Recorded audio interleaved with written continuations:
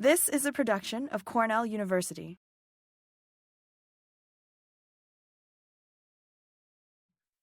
So first off, thank you so much for the invite, and I apologize that I couldn't attend in person. Unfortunately, there was a lot going on this week, and we're prepping for a board meeting next Monday. But my name is Pat McKeage. I am the first deputy director of the Office of Cannabis Management. As I was kind of saying, there is a lot going on. But it's starting to really feel like a real agency here. We're officially over 100 FTEs, so that's exciting. We actually have like an admin unit, a legal unit, operations, inspectors out in the field. So it's exciting to kind of see this whole thing develop over these past kind of 8 months. And we're hoping to really continue that momentum into the fall and into the winter as we expand the cannabinoid hemp program, the medical cannabis program, and hopefully launch the adult use market, which I know gets a lot of the attention and is really a big shift for how just in regular everyday life for New Yorkers. So exciting times, and apologize I couldn't be there in person. So today I'll just give a little overview of the cannabinoid hemp program and some update on some other cannabis programs and activities that are going on in New York State. So quickly, just a legislative background of kind of how we got here. The cannabinoid hemp program was officially created in 2020. It came out of those research partnership agreements and the research partnership program from the Department of Ag and Markets. There was kind of a split in terms of regulatory authority. So the cultivation, as you just heard from Tim, everything related to growing the crop and up until harvest is all at the Department of Ag and Markets, and they follow the USDA regulations and the 2018 Farm Bill. But then after that point, anything that is processed or manufactured for its cannabinoid content, so any of those products that you've probably been seeing around, tinctures, food, beverages, smokable hemp flower, that is all regulated by the Office of Cannabis Management. So the program originally started at the Department of Health. And then, similar to the medical cannabis program, was transitioned over to this new Office of Cannabis Management when the Marijuana Regulation and Taxation Act, the MRTA, passed in March 31st of 2021. So that transition happened in law immediately, but then it took several months for us to actually stand up the office and officially move people over here, hire new staff, get a board, establish all those things. So I think officially it was the November 3rd board meeting where we transferred the regulations over to the Office of Cannabis Management, which I guess we could technically say, the cannabinoid hemp program started here at the Office of Cannabis Management. And when we talk about cannabinoid hemp and what we regulate, we really only are talking about products that are sold for their cannabinoid content.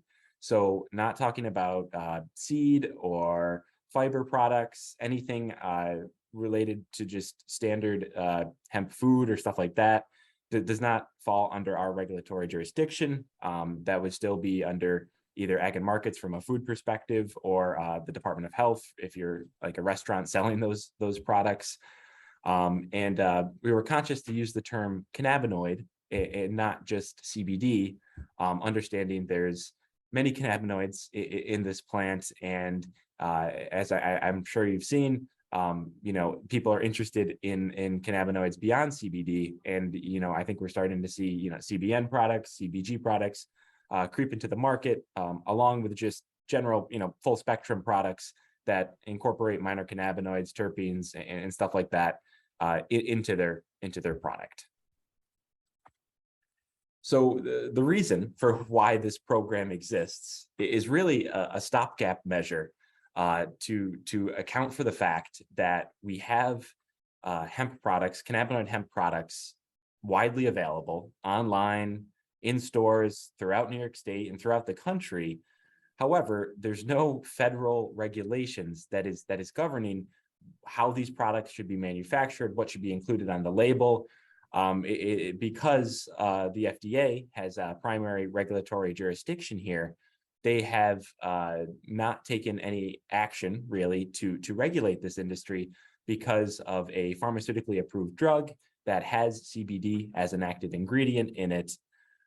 There's a number of bills in Congress that would get FDA involved in the regulation of this and kind of force their hand. I know they're looking at the issue. I've met with them. I've talked with them. They're aware, but they're a very slow government agency that is operating on evidence that typically takes years and years and years to develop and research. So it's a bit of a catch-22 at the moment, and to kind of account for that fact that these products are available, the Cannabinoid Hemp program is intended to offer some guidance in terms of how these products can be manufactured, how they can be labeled, and it's really not meant to reinvent the wheel. We're trying to point to regulations that exist for similar products, either at the dietary supplement level or food products or other cannabis products, as you see in like adult use or medical cannabis programs, trying to kind of pull best practices from those three regulatory kind of frameworks to build this cannabinoid hemp program, so consumers are aware of what they're getting, what's on the product. And I can't count the number of studies that have been done out there where a lab will just sample some of the cannabinoid products on the market, and routinely 50% of them don't have what's on the label. They're either containing X% more CBD than they say they're containing. They sometimes don't contain CBD at all. They're sometimes labeled as THC free and they have THC, which really can be an issue for someone who has a commercial driver's license or other type of federal rules which would mandate them to drug testing. So that is really these three bullets are the core, I guess, foundation of what the Cannabinoid Hemp program is supposed to do. So getting into some of those requirements that are there, we require all of our processors to follow good manufacturing practices. So part of the application process to be a processor, you have to get a GMP audit of your facility. They, from our understanding, pretty similar to how other products work. And if the FDA were to ever step into this regulatory space, they would likely require this. So we're hoping that New York processors are going to be a leg up from maybe some other processors in other states when the federal government does step into this space. We require some basic packaging and labeling how much CBD is in the project, making sure the consumer is aware of how much THC is in the product, stating a serving size for the product.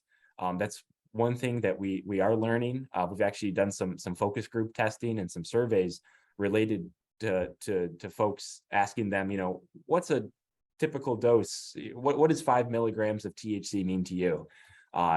And it's really interesting because even experienced users or people who use cannabis frequently, they don't know about the milligrams of THC and how that interacts. And because it's different for each user, it's really a difficult thing to try and regulate. And so we're taking an approach of, starting low, going slow, starting out with lower serving sizes, but, people can include more cannabinoids in the product, as long as it's just transparent and aware for the consumer.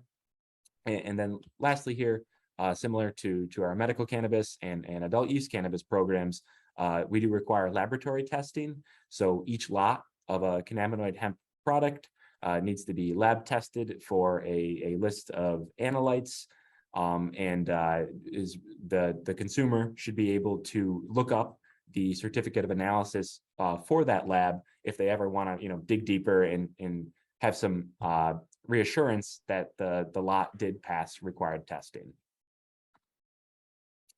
And so here you can see the amount of licenses that we have issued to date.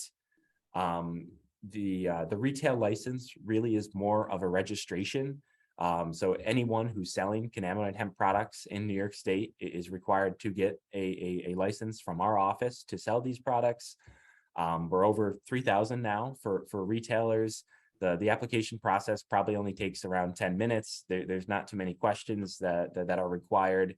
I think you have to just, prove that you have a certificate of authority, list what type of products you're selling, and then the location and your website. So it's pretty straightforward. We're really trying to increase that number because we do know that there's likely, 4,000-5,000 more locations that are selling cannabinoid products, just because they are being sold at gas stations and bodegas, and CBD and vape shops are really popping up in a lot of locations that sell these products. As you'll see, we've now licensed over or just under 50 processors. So that's really exciting. You'll see there's a little bit of a gap between the number of processor applications that have been submitted and then the number that have been approved. The main reason for that gap is just waiting on the applicant to submit all of their requirements. And usually the GMP audit is the last thing that a processor will do. So unlike some of the licenses in the medical program or the adult use program, our hemp licenses aren't competitive. I mean, if you meet the requirements of the license, you'll be able to get the license. So the way we have structured the application is you actually get your facility, you get your GMP audit, and then you can apply and receive that final license. So it's not like a thing where you're first provisionally approved and then you go find your location and then you write all your SOPs. It's one of those things where when it's up and running, then it's ready to receive a license. And then just quickly on the distributor permit, that's only required for people who are selling products into New York State to retailers that were manufactured out of state. And that is just our way to kind of keep track of the different cannabinoid hemp products that are being transported and distributed into New York State. Because as we all know, there is a patchwork of laws out there as it relates to CBD now. A lot of states have kind of followed the New York model and have their own specific cannabinoid hemp programs, and they all have different requirements, different testing standards, different packaging and labeling. So it's kind of our way of keeping track of which products are coming into the state and trying to make sure that they meet the requirements of the New York State program. So one update here that is kind of related to the hemp program, but not directly, is we have started issuing conditional cultivator licenses on the adult use side. So a bill passed earlier in February of this year that authorized hemp farmers who had grown under the Ag and Markets program for 2 of the last 4 years the opportunity to apply for and receive a license to grow the first adult use cannabis that has been grown legally in New York State ever. So that was really exciting. We've launched that application. The application actually has since closed. I think we received over 300 or so applications. We've licensed 223 conditional cultivators. They're all throughout the state, from Long Island to Western New York to the North Country, and a lot of different backgrounds from these hemp farmers, as kind of Tim was alluding to. Some are, experienced farmers who grow 10 other crops, and this is just kind of one more thing they're adding to their farm operations. And some are completely new to it. They focusing on cannabis. They might have experience growing in other locations or their own location, but it's been really interesting to see that program roll out, and it's exciting because if we waited for all our regulations and for the licensing system to be up and running, we never would have been able to have outdoor grown hemp this year, just because of New York's climate. So that's really why the conditional program was so important to get started. And then similarly, that same bill that passed in February also allows for conditional processors. We're actually going to be licensing our first batch of conditional processors at the next Cannabis Control Board meeting, which is Monday. So that'll be exciting. That'll be one more kind of step in the supply chain to making sure that we'll be able to get product up and running for when we do launch the adult use market. This conditional processor license is only available to entities that have a license in the cannabinoid hemp program and are licensed by the office and have applied for that license prior to January 1, 2022. So that was just kind of to prevent everyone who wants to participate in adult use from, all of a sudden getting a hemp license and then being eligible for this. And, we just wanted to have some control over how many applications we got for this initial go around. And I also want to highlight too, that this is very much the beginning. This is not the only cultivator or processor licenses we're going to be issuing. This whole conditional program that we're launching was really just done in a way to essentially jumpstart everything that we need to get done so we can launch the adult use market quicker. Because one thing that is, at least has become painfully aware to me, is the regulatory process, like following all of the state administrative procedure rules and issuing regulations out for public comment, soliciting those comments, responding with feedback, reissuing the regulations for a second public comment period, waiting for that public comment period to end. That whole process can take 6, 7, 8 months. So,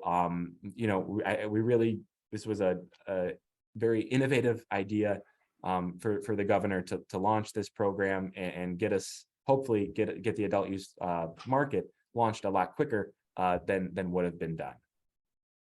And also there's more information online for both the conditional cultivator, conditional processor, and conditional or cannabinoid hemp program on our website, some FAQs, guidance documents, stuff like that. So, if you want more information, please feel free to reach out there. Or reach out to our office directly. There should be some contact information on the website, and I'll also share that with Larry and the Cornell team in case there's any follow-ups. But quickly too, I just wanted to provide a couple updates and next steps from some things that are popping up and are maybe front of mind in this summer we find ourselves in. So one is if anyone's following legalization at the federal level, Senator Schumer and Booker and Wyden just released their draft of the Cannabis Administration and Opportunity Act. So essentially their bill to legalize cannabis at the federal level.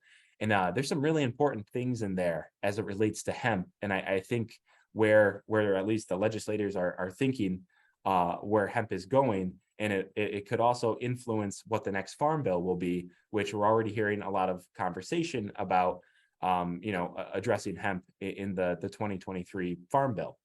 So some things in that legislation that quickly, stood out to me was one, raising, the THC content allowed in hemp up to 0.7. It's not entirely clear why 0.7 was chosen rather than 1%, which I know the industry has been lobbying at, or just keeping it at 0.3%.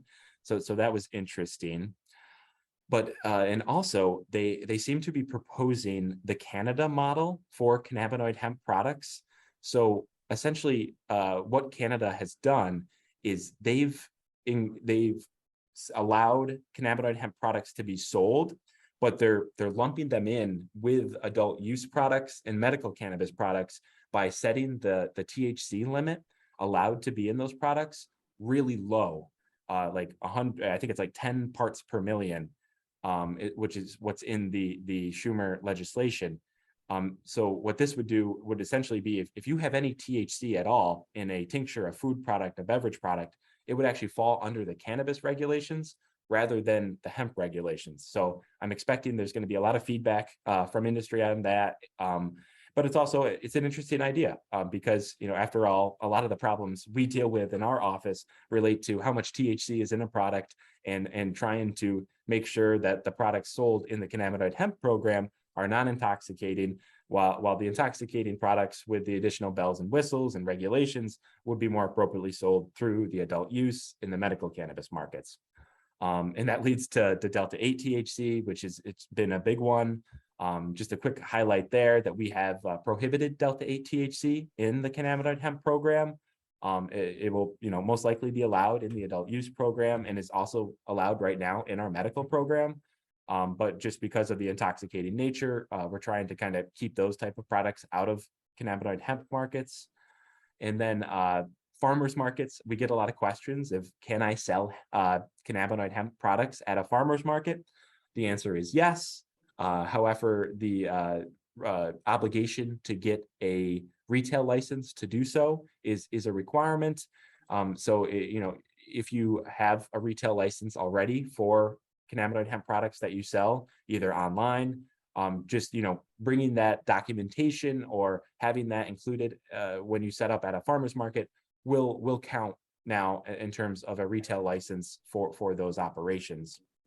And then lastly, just a quick note, since legalization, I don't know if anyone's noticed, but a lot of these gifting stores have been popping up since cannabis has been decriminalized. It's not an enforcement priority for law enforcement, which is a really good thing. However, I want to make it clear that that our office has not licensed any adult use sales to date. So any of these stores, any of these places selling these products are not legal. They're not authorized by the office. They're not, their products aren't being tested. There's often labeling concerns. They're often marketed towards children with, neon colors and bright stuff. So, very much please be aware if you do choose to go to one of those locations that you don't really know where these products are coming from. Our office is taking a number of actions trying to shut them down, while we also simultaneously license products, because these will just hurt the illicit market that we're trying to establish. So I kind of just wanted to highlight that one. And that kind of is where we are right now. There's a lot going on. We're hiring folks routinely. So, if you're interested in a career or know someone who might be, please check our website. There's a jobs tab where you can see opportunities for careers. And we are looking forward to launching the adult use program, bolstering up the cannabinoid hemp program, and then also making the medical cannabis program more accessible for patients and practitioners. Just a real quick highlight on that. We did recently release proposed regulations, which would actually get rid of the registration requirement for our medical program. So once someone would be just authorized by their physician to use medical cannabis, they wouldn't have to then go to our office and get registered, just trying to make it easier to essentially be a medical cannabis patient in the light that an adult use market is coming. And we want to make sure that that medical market exists, because sometimes it does make sense for someone to use cannabis with a practitioner's oversight, getting that feedback. They might be taking other medications, they might have questions about dosing, and so there's a lot of pros to being in the medical program, even in the existence of an adult use market. So thank you. Please check out our website and email us at any of the many emails that we have, and we will try and be as responsive as possible. And I'm open for some questions if we have time. Thanks very much, Pat. Unfortunately, we are out of time to ask Pat questions. So hopefully you snapped a picture of all of those contacts there. And I know they're very busy at OCM, and Pat is incredibly busy, but I'm sure they will get back to you when time allows. So please join me in thanking Pat again with a round of applause.